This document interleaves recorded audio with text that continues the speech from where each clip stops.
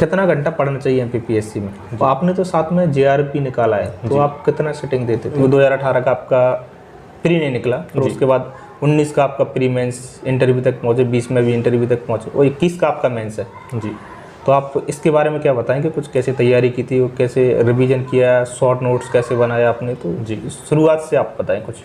Sir short notes starting में एक बार में बिल्कुल सही नहीं बन पाते। आपको लगता है कि प्री में शॉर्ट नोट्स बनाना चाहिए, और क्यों?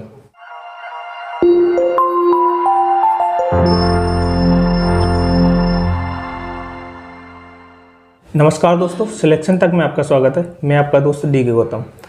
आज मेरे साथ है राजवीर सिंह गौर और मैं हूं इंदौर में, जो एमपीपीएससी एस्पिरेंट हैं।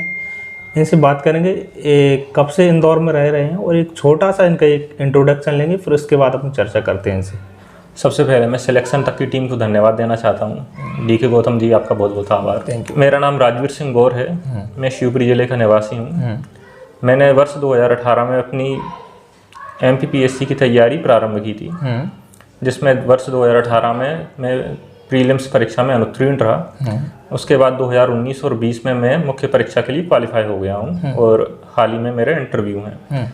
इसके बाद 2021 में मेरा प्रीलिम्स क्वालिफाई हो गया, और 2021 का जुलाई में मुझे अभी मेंस लिखना है। मैंने पॉलिटिकल साइंस से नेट के लिए भी अप्लाई किया था, जिसमें मैं जेआरएफ के लिए क्वालिफाई हो गया हूँ।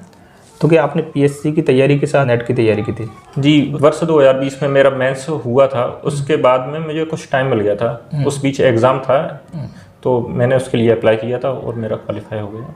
उसकी तैयारी की अलग से। तो बीच में आपको ऐसा क्या लगा कि आपको विकल्प की तलाश करनी पड़ी? जो रिजल्ट हैं वो काफ़ी डिले हो गए थे, तो इस दौरान परिवार वालों को थोड़ी इनसिक्योरिटी लग रही थी कि और कुछ देखना चाहिए। तो मुझे बेहतर विकल्प लगा, तो इस कारण मैंने इस और आगे बढ़ा। चलिए, पीएससी की तो अपन चर्चा करते हैं। सबसे पहले अपन जेआरएफ की, नेट की ही चर्चा करते हैं जी। तो नेट में पीएससी के साथ में आपने क्या पढ़ा था कि आपका पहली बार में ही जेआरएफ क्लियर हो गया है? सर, जो एमपीपीएससी में पेपर 2 में पॉलिटिकल साइंस से रिलेटेड काफ़ी कंटेंट मिलता है। 2019 में आंतरिक बाह्य सुरक्षा के मुद्दे ये भी शामिल थे। पॉलिटिकल साइंस में विचारक आते हैं, साथ ही साथ एथिक्स में भी विचारक आते हैं। ये दोनों विचारक हो गए। उसके अलावा वर्ष 2020 वाले जो सिलेबस था, जो हाल ही में अपडेट हुआ है, उसमें लोक प्रशासन से संबंधित कई सारे टर्म्स थे, वो क्लियर हुए मेरे। तो फिर मुझे लगा कि मुझे पॉलिटिकल साइंस में इस और भी आगे बढ़ना चाहिए। तो आपका एक प्लान भी आपने तैयार कर लिया? जी सर। पढ़ने का शेड्यूल क्या रहता है सुबह से लेकर शाम तक? जैसे कि उठने का, खाने का, पढ़ने का, टेस्ट सीरीज का, कैसे क्या रहता है? आप कुछ बताएंगे, और शेड्यूल कितना महत्वपूर्ण रहता है? सर, शेड्यूल बहुत महत्वपूर्ण रहता है। मैं कोशिश करता हूँ कि अपना पूरा शेड्यूल बिजी रखूँ। खासकर उठने के बाद और सोने से पहले मैं अपने शेड्यूल को अलग अलग पार्ट्स में डिवाइड कर लेता हूँ। करीब 8 बजे के आसपास में उठ जाता हूँ, और 9 बजे तक लाइब्रेरी का शेड्यूल रहता है। लाइब्रेरी में जाकर अपन जो सबसे पहले रिवीजन करना है, रिवीजन का स्लॉट है कम से कम 1 से 1.5 घंटे में रिवीजन करता हूँ, जो पहले हो चुका है। उसके बाद यदि कोई टेस्ट सीरीज है तो टेस्ट सीरीज को आगे बढ़ता हूँ, टेस्ट सीरीज की ओर। उसके बाद फिर जो आगे के सब्जेक्ट हैं, लगभग 2 सब्जेक्ट को एक साथ लेकर उन्हें मैं आगे बढ़ता हूँ।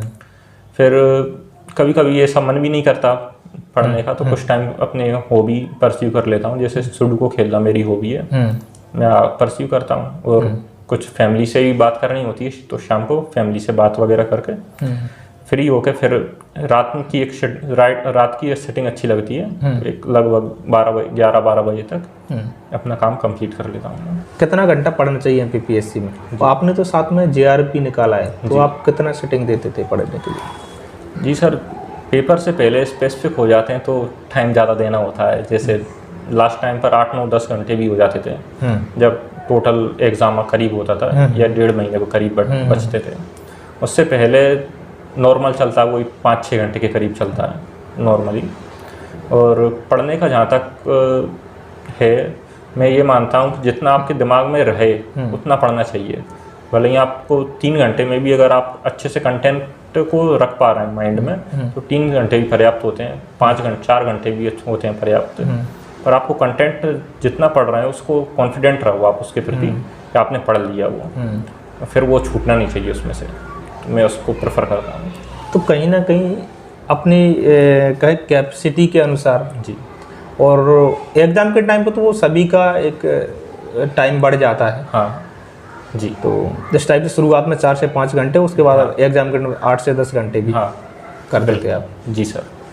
उस टाइम तो बहुत ज़्यादा मतलब शेड्यूल टोटल बिजी हो जाता है। उस टाइम बस खाने वगैरह थोड़ा वो रहता है, पर टोटल बिजी शेड्यूल रहता है। 2018 का आपका प्री नहीं निकला, और उसके बाद 19 का आपका प्री मेंस इंटरव्यू तक पहुँचे, 20 में भी इंटरव्यू तक पहुँचे, और 21 का आपका मेंस है। जी। तो आप इसके बारे में क्या बताएंगे, कुछ कैसे तैयारी की थी, कैसे रिवीजन किया, शॉर्ट नोट्स कैसे बनाया आपने? तो जी शुरुआत से आप बताएं कुछ। सर, शॉर्ट नोट्स स्टार्टिंग में एक बार में बिल्कुल सही नहीं बन पाते, उनको एक के बाद एक बनाते गए, और जो कमियां मुझे लगती थी, जो मुझे याद कम रहता है, मैं उनके बनाते गया शॉर्ट नोट्स। सारे शॉर्ट नोट्स नहीं बनाए मैंने। जैसे आपसे कहें कि आपने प्री की तैयारी की, कैसे की थी, और क्या प्री के भी नोट्स बनाए थे आपने? सर, प्री में बस जो चीज़ मुझे याद नहीं रहती थी मैं उसके नोट्स बनाता था। जैसे टेस्ट सीरीज होती थी, टेस्ट सीरीज में कई सारे आंसर दिए होते थे, उनको डिटेल आंसर की होती थी, तो उन आंसर की को लास्ट में लिख लिया करता था, जो मुझे याद नहीं रहता। और जब मुझे अगला एग्ज़ाम देने जाता था उसे रिवाइज कर लेता था, और एक स्पेसिफिक नोट्स रखे थे अपनी 10 की 10 यूनिट के लिए, उनका बार बार रिवीजन करते थे। आपको लगता है कि प्री में शॉर्ट नोट्स बनाना चाहिए, और क्यों?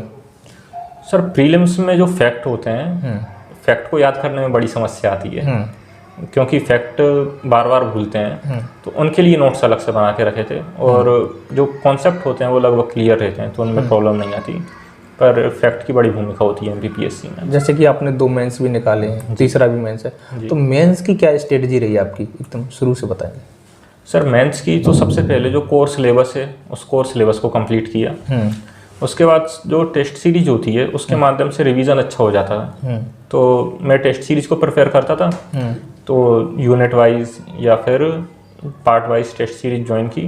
उसके बाद 1 बाय 1 उसमें सुधार करते गए, और जो क्वेश्चंस होते हैं मैं कोशिश करता हूँ एक ऐसा आंसर लिखने की जो 10वीं क्लास का बच्चा भी हो वो समझ सके उस आंसर को, एक अच्छा प्रेजेंट हो जाए आंसर, और समझ अच्छी हो जाए व्यक्ति की। मेरा इतना प्रयास रहता है। उसके डायमेंशन ज़्यादा से ज़्यादा खोलने का कोशिश करता हूँ। जैसे यदि आपको डायमेंशन खोलना हो तो सबसे सही जो अप्रोच होनी चाहिए वो MPPSC का सिलेबस खुद है। जैसे सबसे पहले हिस्टोरिकल होना चाहिए, फिर जियोग्राफिकल, पॉलिटिकल, फिर सोशल, साइंटिफिक, एथिक्स, इस टाइप में से आप उसको पूरा आप डेफिनेशन अच्छे से कर सकते हैं, डिफाइन कर सकते हैं। यही मैं ऐसे में भी यही अप्रोच रखता था, तो उसके माध्यम से मुझे बेहतर परिणाम मिले। जैसे कि आप टेस्ट सीरीज देते थे, हाँ, तो शुरुआत में ऐसा लगता था कि पर्याप्त टाइम है, या फिर कम पड़ता था आपको? शुरुआत में तो बहुत कम लिख पाता था मैं, मेरा पेपर पूरा नहीं हो पाता था, लगभग आधा पेपर छूट गया था जब मैंने पहली बार लिखा था, तो थोड़ा डिमोरल भी हुए, ये हो क्या रहा है। उसके बाद में फिर स्पीड ऑटोमेटिक बढ़ती गई, जब फैक्ट अच्छे से याद होते गए, क्वेश्चन के प्रति समझ बढ़ती गई, और टू द पॉइंट होते गए। इसमें शॉर्ट नोट्स बड़ी भूमिका निभाते हैं। शॉर्ट नोट्स बनाते हैं तो उस समय एक बड़ी लाइन को छोटी सी लाइन में कैसे लिखना है वो बहुत महत्वपूर्ण भूमिका अदा करती है। इसलिए शॉर्ट नोट्स राइटिंग स्किल भी अच्छी डेवलप करते हैं, राइटिंग सुधारते हैं, प्रेजेंटेशन अच्छा होता है, तो एक तरह से पहले तैयारी हो जाती है, मेंस से पहले उसकी तैयारी हो जाती है। तो शॉर्ट नोट्स की एक महत्वपूर्ण भूमिका रहती है उसमें। यहाँ पर नेट की बात कर लेते हैं जी। जैसे आपका भी JRF क्लियर हुआ है जी, कहीं ना कहीं बहुत से लोगों को पता नहीं रहता इस बीच में कि एक प्लान बी क्या चुनना चाहिए जी। तो आपने प्लान बी में नेट JRF नेट ही क्यों रखा जी, क्या कारण रहा? सर मैंने शुरुआत अपनी MPPSC की थी, उसमें पॉलिटिकल साइंस सबसे अच्छा सब्जेक्ट लगता था मुझे, जो मुझे पसंद आया। तो इस कारण मुझे लगा कि मैं इस क्षेत्र में आगे बढ़ सकता हूँ। तो मैंने 3 साल गैप के बाद में ग्रेजुएशन के फिर मैंने MA पॉलिटिकल साइंस अपना कंप्लीट किया। इस बीच में मुझे अलग अलग विकल्प मिल रहे थे, जैसे किसी ने B.Ed की भी सलाह दी, D.Ed की भी सलाह दी, परंतु मैं कहीं ना कहीं उन जॉब से इतना सेटिस्फेक्शन फील नहीं कर पाता यदि मैं उस क्षेत्र में आगे बढ़ता। तो मैंने और विकल्पों की तलाश की, तो उस दौरान पता चला कि नेट JRF करके भी एक एग्ज़ाम होता है जिसे क्वालिफाई करके असिस्टेंट प्रोफेसर के रूप में MPPSC के पदों में आप आगे बढ़ सकते हैं, जो कि एक ग्रेड 2 की पोस्ट होती है। उनकी अच्छी संख्या में भी पोस्ट इस बार आई है, लगभग 1669 पोस्ट हैं, जो कि अभी तक यदि पूरी MPPSC के लगभग 4 से 5 वर्षों में ग्रेड 2 की इतनी पोस्ट कभी नहीं आई। तो ये एक अच्छा बेहतर विकल्प है।